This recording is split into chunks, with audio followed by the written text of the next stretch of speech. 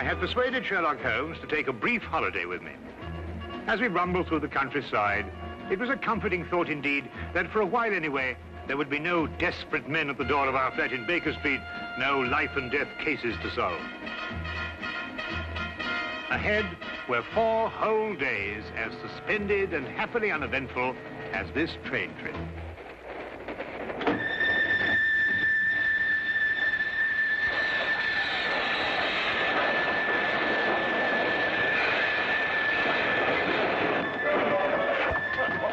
Hello, let's look. Hear anything? Not a thing. Well, I hope we haven't heard anything. We must be doing 30 miles an hour. Oh, we're doing more than that, I think, Watson. I thought you were asleep, Holmes. Well, not really. I was thinking about that Parkinson axe murder. You know, that unfortunate business in South Africa. And I was wondering... what? You are on holiday. Oh, yes. Yes, of course. Quite right, Watson. Quite right. Mr. Holmes? Yes, I'm Mr. Holmes. I thought I recognized your name on the reserve passenger list. Thought you might be able to help us. We seem to have had a sort of an accident. An accident or an incident? Well, I suppose you could call it an incident. But one of our passengers has disappeared. Disappeared? A boy. He was traveling with this young lady here. Paul is his name. Paul Windmaster. You must find him. I've heard you can do things like that, Mr. Holmes. Will you help me? There. I'm his governess. I should never have taken my eyes off him for a minute. But I looked in on him after he went to bed and was fool enough to imagine that everything was all right. Do you think he might have been kidnapped? Oh, no, I'm sure Paul ran away. How will I ever be able to face his father? I think you'd better sit down, Miss... Kendall. Lydia Kendall. Miss Kendall, and tell us everything from the beginning. I'm sure we can be of help. Sit down. Thank you.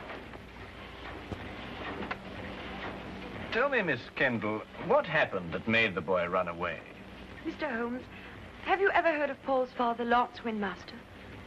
Oh, yes, Ripsaw Windmaster, the Canadian timber king. The papers call him that. As rough and strong a man as the trees he cuts down. Paul, not having a mother since the age of 2, has grown to be like him in many ways. Independent, wild. Believe me, I've had a full-time job. I can imagine.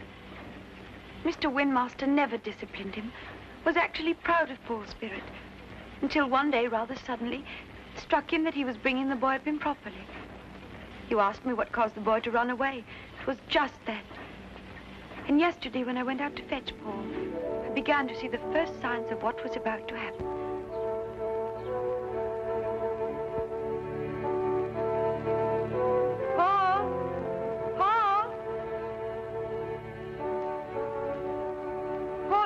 Home now and get dressed. We're all packed and ready to go.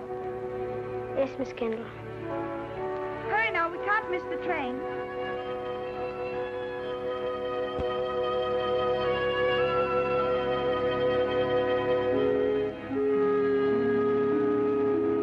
Now, when you arrive at the school, you'll take the boy directly to the headmaster. He's received a full letter of instructions from me, and... Oh, there you are, Paul. Your Uncle Cecil's just arrived to say goodbye to you. Here's wishing you success, Paul. Thank you, sir. You'll be taught to be a gentleman. Something which, your mother forgive me, I failed to do. Yes, Father. What have you got there? White mice. White? Now, look here, Paul. You certainly don't intend to take them to school with you. Well, I can't leave them here. Nobody would look after them. Now, that's foolish. Nobody really cares about white mice here, except me. Well, you can give them back to whoever gave you them. You mean Coco? Who? Coco the clown. I'm afraid I introduced him to Coco the day I took him to the circus. They'd become rather good friends. Well, I couldn't give them back. He gave them to me as a gift. Paul, I don't care what you do with them, but you can take them with you, and that's final. All right. Leave them here, then. Good boy. Well, you and Miss Kendall had better be off. Well, what's the matter? I don't want to go to school. What? You didn't go to school? Why should I? Times were different when I was young. You don't know what you're saying. I have my horse and my white mice, and Coco and I are supposed to meet next week. You can't run wild all your life. You'll grow up to be a savage. But Lydia could teach me everything I need to know right here. Miss Kendall isn't a teacher. She's a governess. She knows as much as anyone. Now listen to me, Paul. One day you'll come into possession of everything I own. This estate, my lumber mills, everything. When that day comes, I want you to be equipped to take over. Well, I don't have to go to school for that. And I don't have to wear a tie and jacket either. You'll wear a tie and jacket and you'll like it. And you're starting to school right now. Put me down! I don't want to go to school! I'll run away! Put me down! I'll run away! Well, Miss Kendall, are you coming? Put me down! Put me down! He boarded the train without further protest. The truth is, his attitude seemed to have undergone quite a change. By the time we started out, he behaved almost as if he were looking forward to going to school. But of course, the whole thing was a ruse to put me off my guard.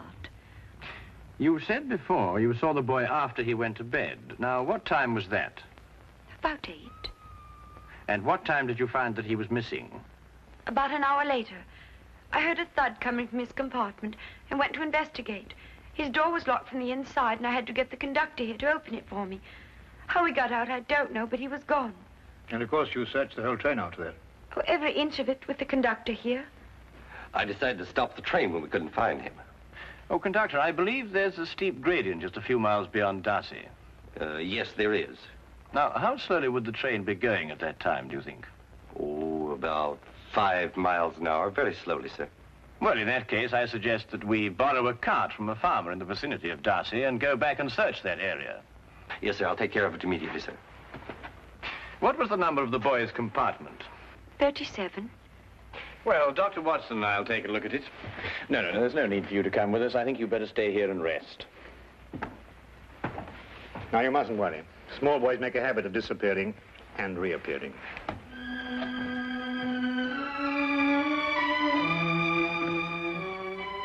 Oh, I hope so. I hope so.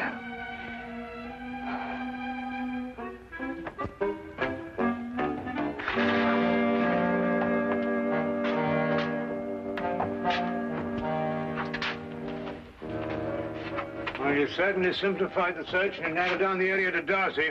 Here, Watson, give me a hand with this window, will you? Yes, all the same, these train windows. Well, that was the thud Miss Kendall heard, the sound of the window being opened before the boy jumped out. By Jove, you're right. The question is, who helped the boy open the window? Well, it took 2 of us to do it. Exactly. Good heavens, Holmes, do you mean that he must have had an accomplice? Of course he must have. Yes, but who on earth would want to help a little boy to run away? Well, when we know that, Watson, we will have the answer to the problem of the boy who didn't want to go to school.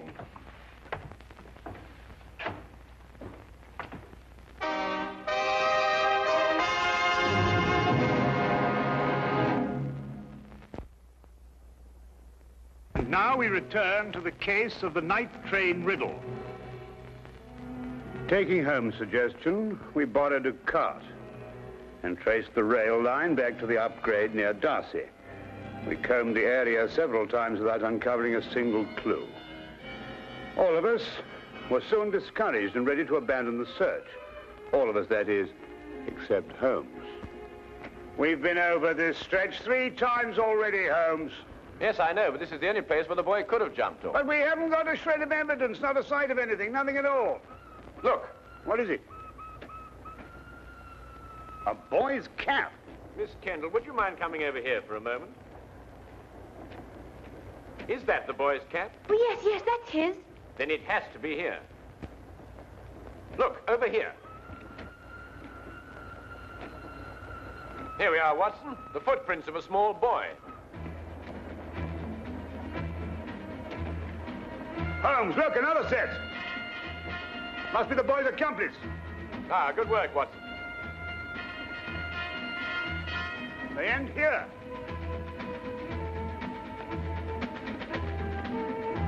Then it's quite clear what happened. Not to me. Well, they obviously boarded another train, a local, I imagine, traveling in the same direction as we were. We do pull alongside a local here, Mr. Holmes, the up train from Royal Minster. Well, how can they do that? Change trains in midstream, so to speak. Well, obviously, Watson, if both trains were traveling slowly enough. They do. It's possible, entirely possible, Mr. Holmes. Conductor, I think you'd better telegraph ahead and have them stop that train. Yes, sir. Do you think they'll find him, Mr. Holmes? Well, we are near enough to the truth, Miss Kendall, not to have to speculate anymore. We will soon know. We began a hasty return to the night express, aboard which we hoped to catch the local. Holmes insisted that time was of the utmost importance.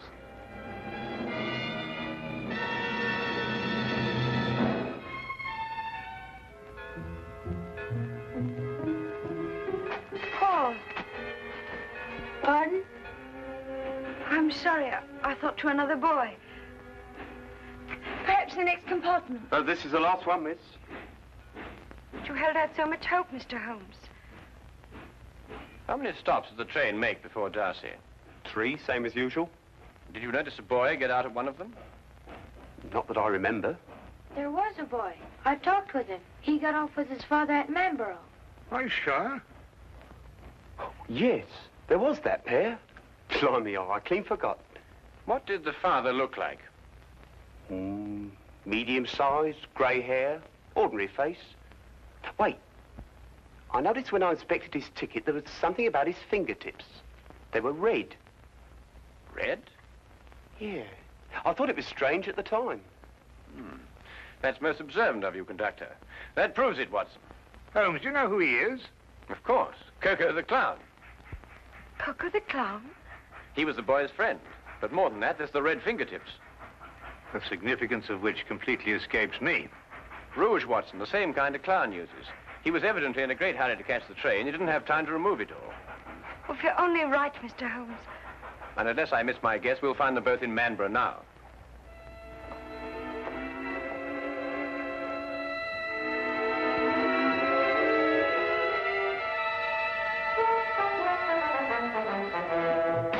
Watson, Miss Kennedy is sending a wire to the headmaster of the school, telling him they've been delayed.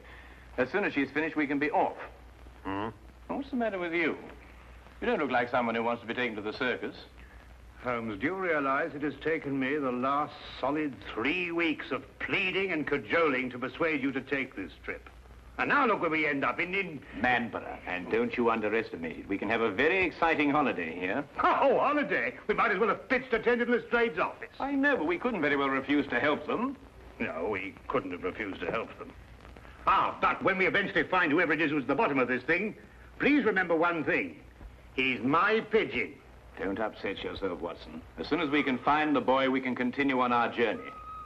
Oh, I'm glad you still considered that. Well, shall we be getting along? Oh, by the way, Watson, I didn't mention it to Miss Kennedy, but I believe there's some possibility the boy may be in danger. So I don't think we ought to lose too much time. Not a very convenient place to leave luggage. Holmes! You got to wait a minute. We've left all our bags in the train. There's no time to worry about that now, Watson. Come along. But look, Holmes, we've got everything in them for our 4 days. All right, I'll find Miss Kendall and get a carriage, and we'll meet you in the street. Now, hurry up. Right.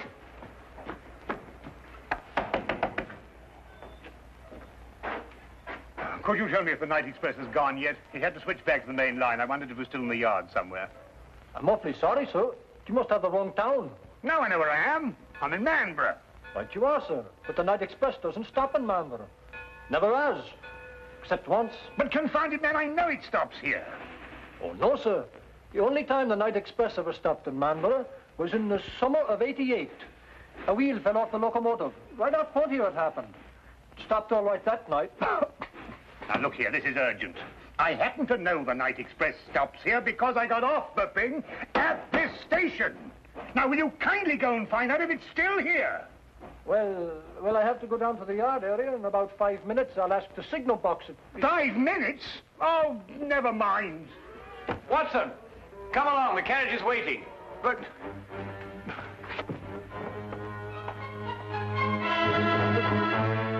the luggage.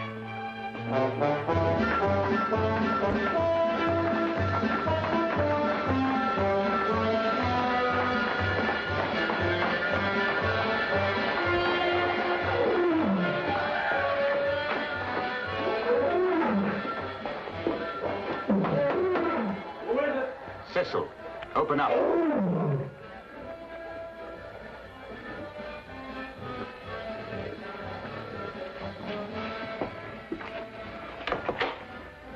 Did it work?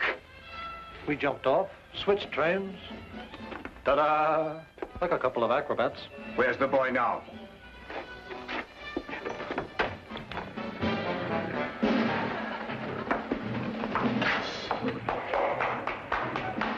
Exactly where I want him.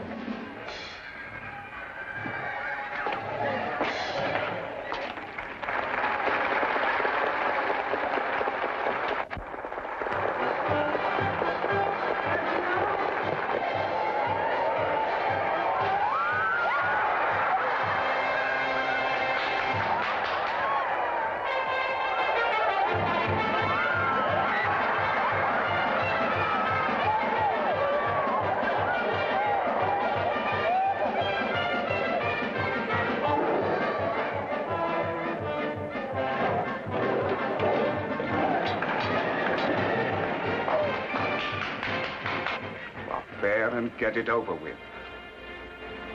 I was waiting for a down payment. How much? £100 should do it.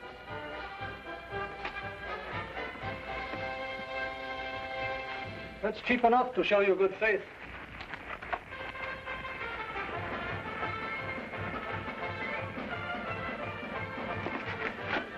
I'll expect the rest when I finished.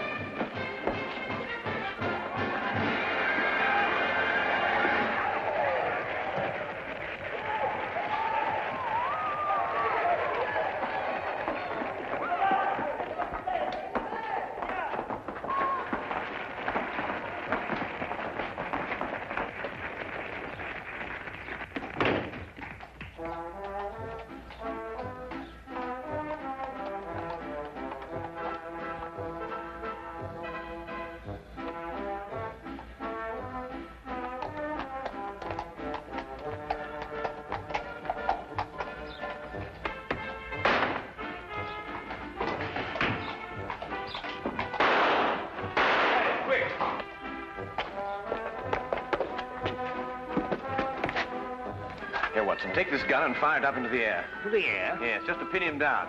What are you going to do? Well, I'm going to find out who he is and why he's trying to keep us from the boy. Well, go on, Watson, fire it.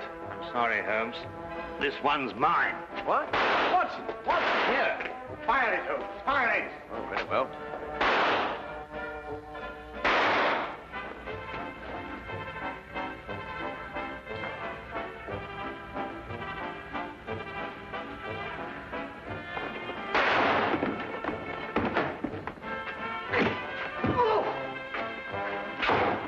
Come along, Miss Kendall. Watson, you're a fool to have taken such a risk. No, with you covering me, I couldn't miss. Get up.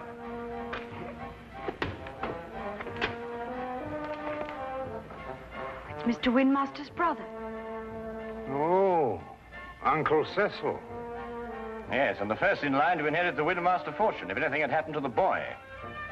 That's right, you would be the heir. You may not think so at the moment, Mr. Windmaster, but you're very fortunate. If the boy had been killed, you would most certainly have been hanged. Hanged? Yes, hanged. Stop him. Stop who? Coco, he's about to kill the boy. Push him off the catwalk backstage.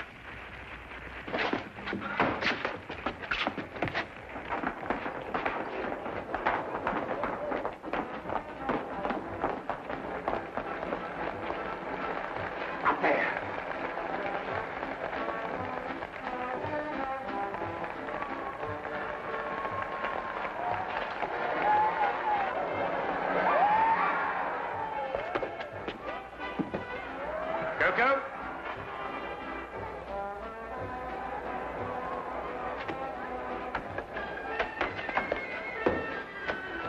Don't come any closer. I'm coming down.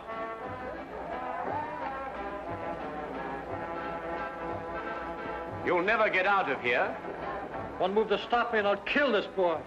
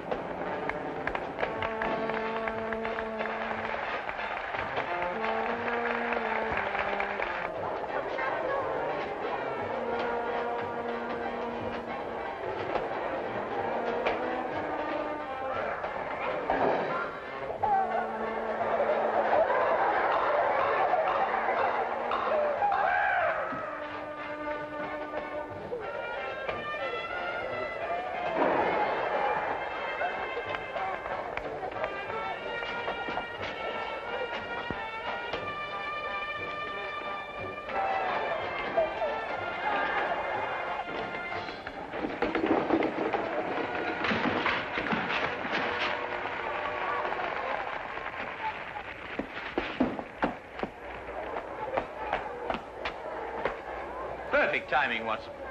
Yes, wasn't bad, even though I do say so myself. He wanted to kill me, and I thought he was a friend. Well, that should teach you a lesson, Paul. No one's a friend who encourages a boy to run away from school. Why, what would have become of Dr. Watson here if he hadn't gone to school? Well, it's very simple. He'd never have been able to accomplish that trick. But all he did was to... In dropping that counterweight, young man, I had to know the speed of falling objects, the theory of weight and counterweight, and of stress and resistance. Now, if I hadn't studied physics, there's no telling what might have happened to you. I never thought of that. No, of course not. Well, just you think of it from now on.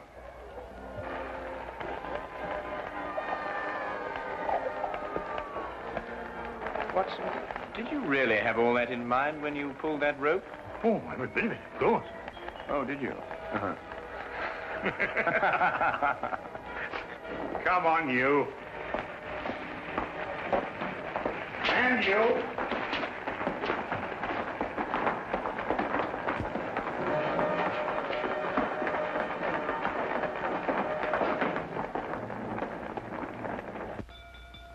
If you're looking for the time of the next London train, it will be along in 10 minutes.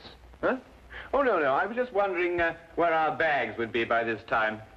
This train seems to be somewhat off schedule. I'd estimate that our clean shirts are about 30 miles north of Edinburgh at this moment. Oh, confound it, Holmes. Why dwell on that? Oh, don't take it so hard, old chap. We'll give it another try one of these days. Well, sir, it certainly was a shock to me.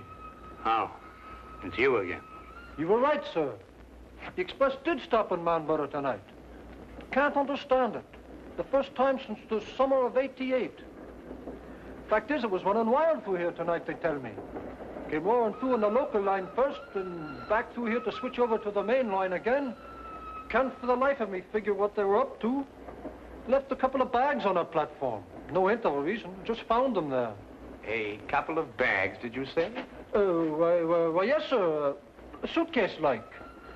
Don't know anything about them. One marked JW and the other SH. Suppose we'll have to keep them in the office for the 30 days required. My dear sir, if you'll just lead me to your office, I think I can relieve you of those suitcases within 30 seconds.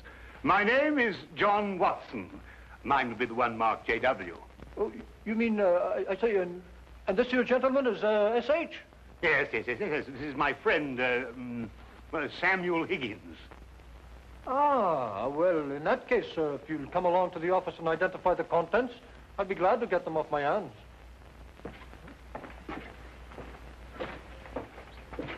Samuel Higgins? Yes. You see, we have 3 whole days left.